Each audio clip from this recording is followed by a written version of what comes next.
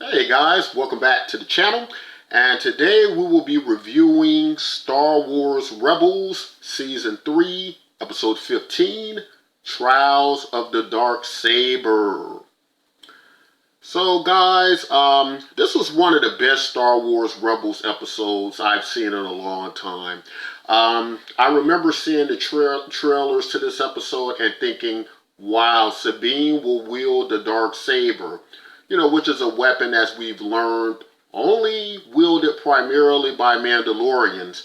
But also we once saw it wielded by Darth Maul, I believe, in the Clone Wars. And so we open up with Finn Ra explaining that whoever can wield the Darksaber can possibly unite Mandalore under one leader. And if Sabine could do that, she could possibly unify Mandalore behind her and help with the rebel attack at Lothar. So we get this very cool puppet imagery of the history of the Darksaber. And it explains, I believe it was like 1,000 years ago, that the first Mandalorian Jedi used the Darksaber to conquer all enemies and unite Mandalore under one clan, under one rule. And so we kind of have this Arthurian Excalibur type situation where the person whom holds the blade and wields it is destined to be the promised leader or the true leader. So at this point, Sabine is the reluctant leader. She doesn't want this destiny. So Hera and Kanan, after careful consideration, they have to ask, that Sabine reconsider, as they need Mandalorian warriors. This could help them out tremendously. So Sabine feels obligated to do this for the crew. So she agrees to be trained to wield the Darksaber. And so Kanan, along with Ezra, go off on their own to train Sabine.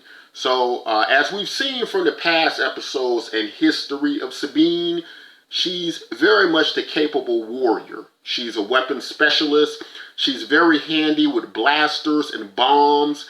However, this is a different weapon for Sabine.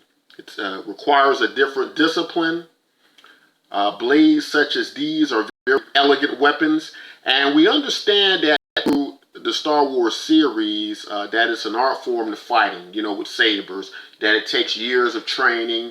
And they seemingly are trying to infuse all of this on Sabine in a very short period of time, as time is not a luxury they have in large supply at the moment. So Sabine is using the skills she has. They just aren't working well. And Kanan can't train her well, or he can't train her because of her lack of open-mindedness. She's just not at the level with the saber he needs her to be, or she needs to be. So he sends Ezra to go over the very basics, and time after time Sabine is failing. She just can't get it together.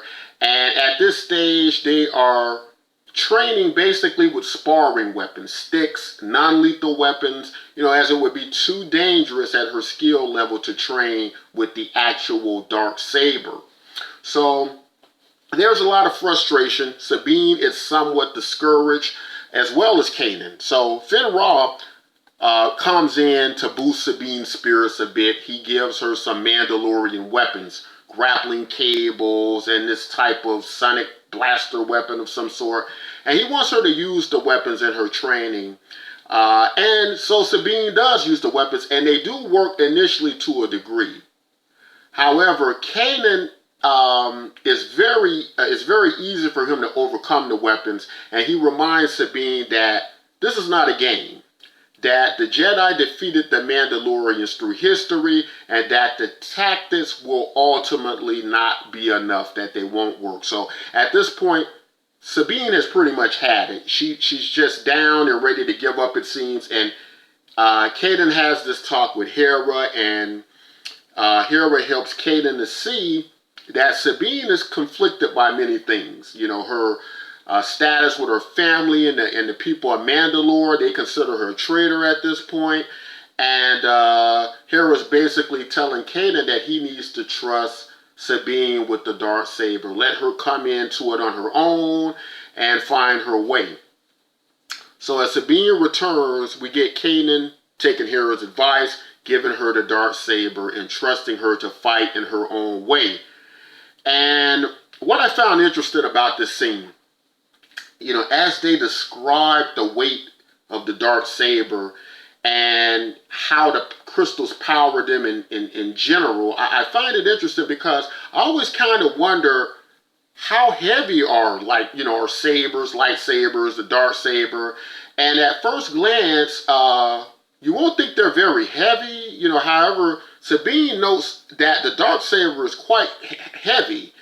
And it's explained by Kanan it's heavy and has weight due to the pure energy of the crystals pulling energy from her body into the holder and into the weapon. So I found the description of how it creates weight and mass very interesting. So we move on to the actual round of training, and it's not going so great at first with Sabine like in the previous training sessions. However, this time Kanan is able to dig deep into what's holding Sabine back. And as we haven't got very deep into what Sabine's history was on Mandalore and what actually happened during the training session, Kanan hits a nerve and it comes pouring out of her. And she explains how she made weapons and the weapons were misused by the Empire against them, and how her family joined the Empire. And so we get that Sabine wasn't a traitor at all, and that her intentions were only to protect her family and her people. So in this moment, Sabine finds her strength, and she's able to defeat Kanan with the dark saber versus the lightsaber. So this was an awesome episode, one of my favorites so far. I really did like the training, how it was done. I thought the voice acting, the direction they went to show how they trained was excellent. Ezra was encouraging during the training, and we get wise counsel from Ezra as a student. And he gives as a student to Kanan. And he gives emotional support to Sabine,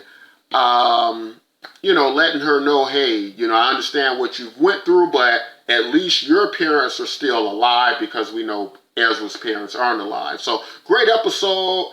Unfortunately, the next episode won't air for another 4 weeks. So yeah, we'll be taking a break on our next review. Now, this is my first review of Star Wars Rebels to the channel, because the channel is still very new. It's only a few months old. However, I've been a big Star Wars Rebels fan since the beginning. So hope you enjoyed the episode. Don't forget to like and subscribe. And join me on the next review of Star Wars Rebels. Take care, guys.